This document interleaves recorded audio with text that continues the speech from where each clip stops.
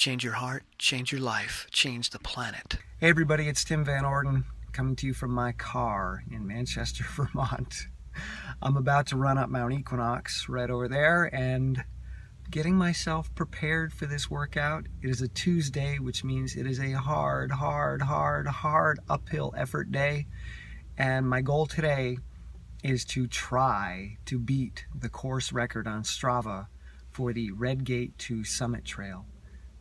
My total run is going to have about 4,000 feet of elevation gain, but this particular section is 2.7 miles long, climbs about 2,700 feet, and it is just brutally steep, and the record is 40 minutes and 27 seconds. My best on this run is 48 minutes and 24 seconds. So I've got 8 minutes to shave off. And the likelihood of me doing that is small, but I'm going to try anyway. Because what I've learned is that when I throw my hat over a really big fence, when I commit to a goal that is way outside of my capabilities, I grow, I stretch in ways that I never anticipated. And that is how I got to be sitting in this car right now, by going for a goal that was way outside of what I thought possible. Getting a top 10 at the U.S. Cross Country Running Championships, which happened a week and a half ago. So I want to talk about what has happened over this past month with my racing and where I'm going from here and how I'm going to continue to stretch myself. This past year has been pretty tough on me physically. In addition to the Achilles tendon injury, which still hurts like heck every day, every run, I got Lyme disease twice this summer. And the final bout was late August, I think. So right in the middle of me starting my training cycle, I didn't really start training until mid to late August at the Woodstock Fruit Festival. That's the first time that I started running consistently. I was running every day there, and I had not done that up until that point. So I've really only been training for half of August, all of September, and now most of October. That's it. I was doing a little bit of mountain biking prior to that, but not consistently, and running very little, maybe once or twice a week. So when I decided to go for the goal of a top 10 at the U.S. Masters Cross Country Championships in August, that was way beyond what I thought I was capable of. I didn't think I would actually do it, but I wanted to try. I wanted some goal that was going to cause me to engage powerfully again and again and again.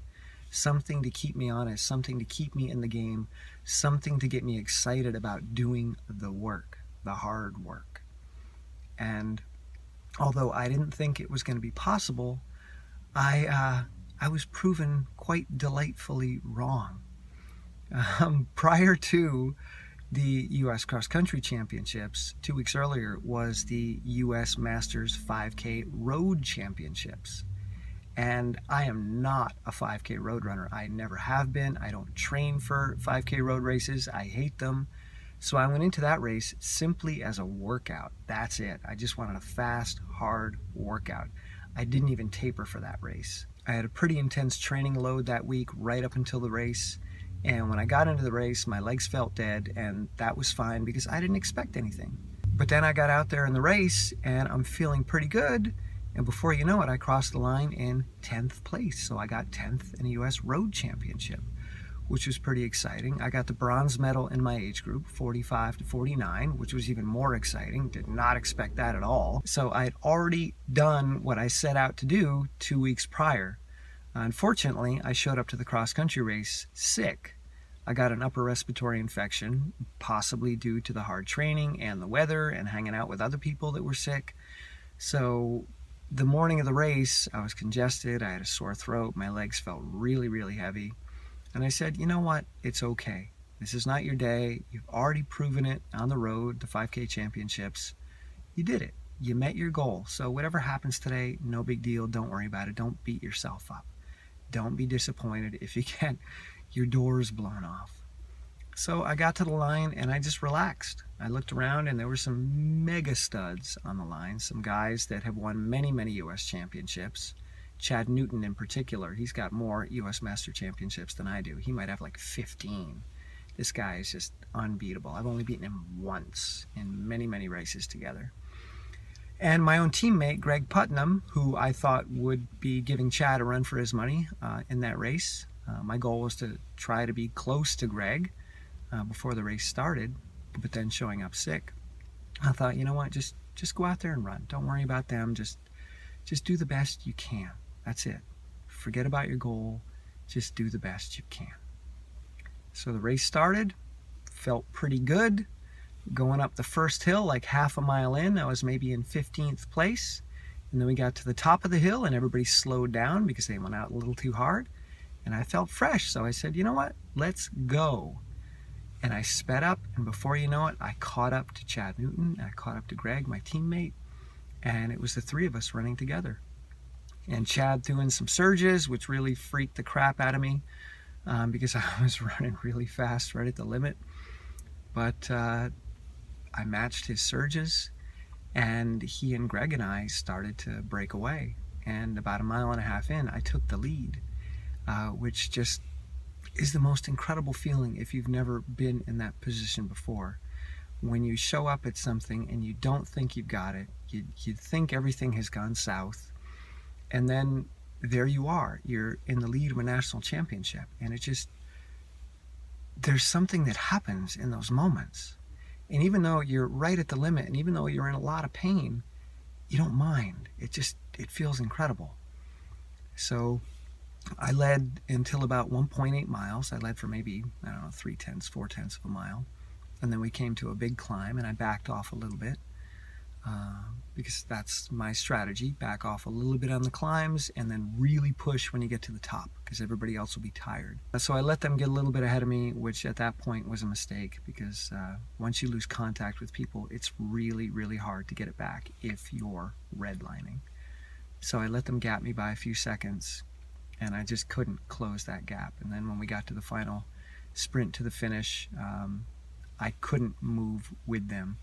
So Chad ended up winning. My teammate Greg got second place, and I was about 18 seconds back. So I was fourth American in the U.S. Championships, third in my age group again because Chad and Greg are both in my age group. So fourth overall, another bronze medal on a day that I didn't think I had anything, on a day where I felt sick, on a day where my mind told me to quit and give up, and it just wasn't there. Well, throughout my racing career, I've learned that what my mind and body tell me before the race is usually a lie. It is not indicative of what I'm capable of. And that's a message that I have to continually remind myself of.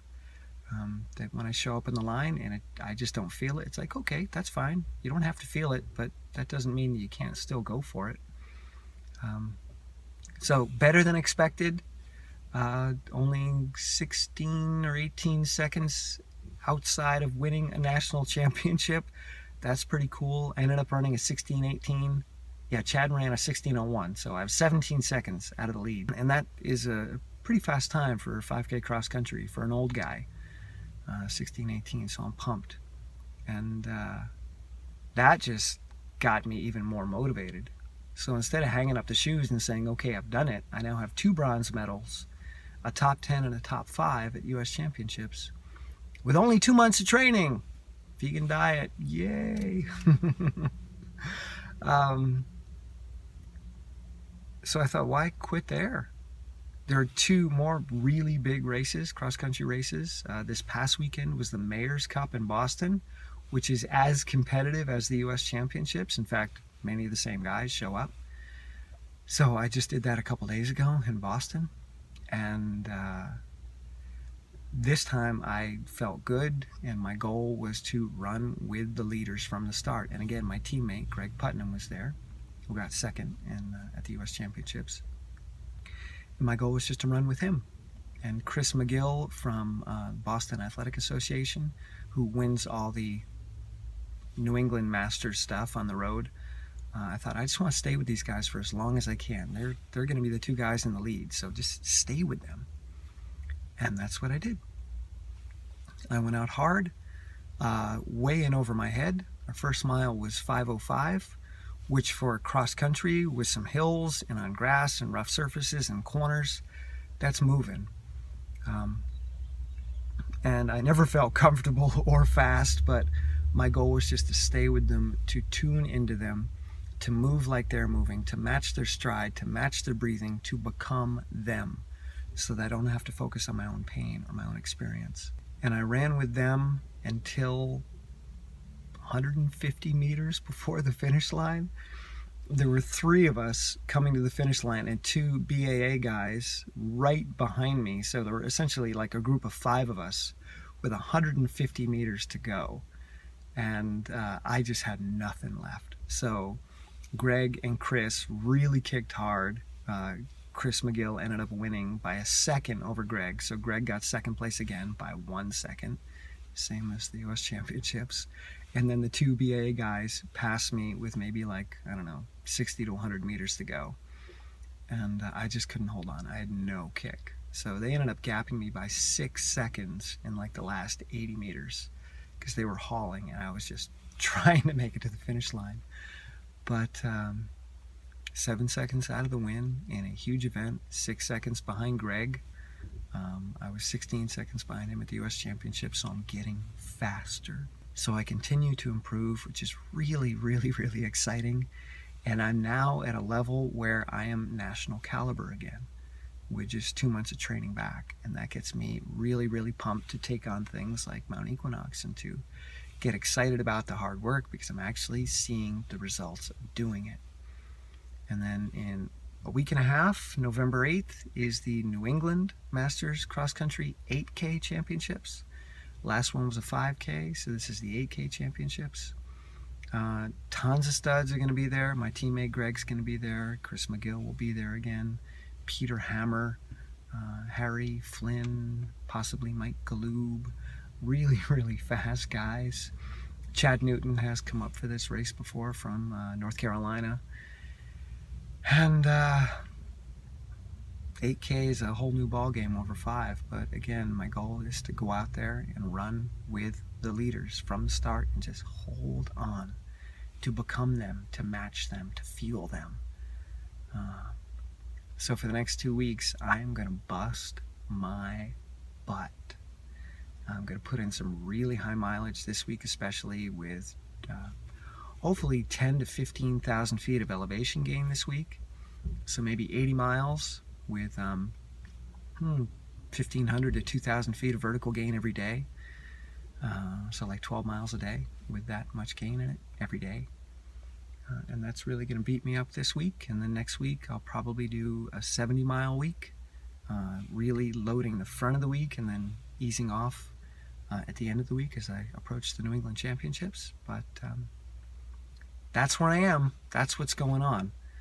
So it's nice at the age of 47 to be almost as fast as I was when I retired at 45. In some regards, I may actually be faster. But it's been a tough year. And all the tools that I talk about in these videos, that's not just me trying to give you advice. That's me talking about what I deal with in order to do what I do. People often want to look at these videos from a distance and just say, wow, that's inspiring, whatever. I want you to get into action. I want you to take the steps. I want you to achieve great things. And the tools that I talk about are how I get into action, how I do it. So I've been talking long enough. I gotta go run up a mountain now and try to beat a record. Scared, but gonna go for it. Greetings from the top of the world, or at least the summit of Mount Equinox. There's the village of Manchester, 3,000 and some odd feet below me. And I've been taking a few minutes to process and cool down and catch my breath. I shattered the record up the mountain. I ran 36 minutes and change. I crushed my record by 12 minutes, and I beat the record for the trail by, I think, 4 minutes plus. I felt strong. I just bounded up the mountain, and it hurt like you can't even imagine. But knowing that I've got big goals, and knowing that you're going to be watching this video and knowing that people are going to be looking at my Strava data just kept me going. It fueled me and inspired me and empowered me. And I felt like a beast, but a gentle beast, a loving beast, a kind beast, a beast that kept talking to myself saying, it's okay. Don't worry about the summit. Don't worry about how far you got to go. Don't look up the trail and see how steep it is. Just focus on this step. Focus on this rock, and then this rock, and then this rock. And just take the steps and breathe and relax your form and feel the intensity, but don't judge it. Don't add it up. Don't think about how far you've come. Don't think about how far you've got to go. Don't look at your watch. Just be in the moment and feel the intensity and deal with that and that alone. So this is the message of the past 3 months. I'm not going to tell you that every goal you go after you're going to get, but you got to try. And you'll get somewhere. You'll improve, you'll stretch, you'll grow. Every time you test your limits, you stretch them just a little bit, mentally and physically. And it's the mental part that's more important, because most people stop due to mental limitations, not physical limitations. The vast majority of us are much more physically capable than we imagine, but we just don't let ourselves achieve our peak states because our minds tell us to stop before we get there. So this training is about learning how to be gentle in the process so that your mind stops freaking out and it allows you to utilize more of your physical potential. So that's what this journey is for me, and I'm really excited to see where I can go from here, because I did not expect to get even close to this record today. I thought, okay, I'll go for the record, and I hope I can hit 42 minutes. Shaving 6 minutes off my record, that would be amazing. But beating the record by over 4 minutes, that just blows my mind. So I'm pumped for big things to come. I love you guys. See ya.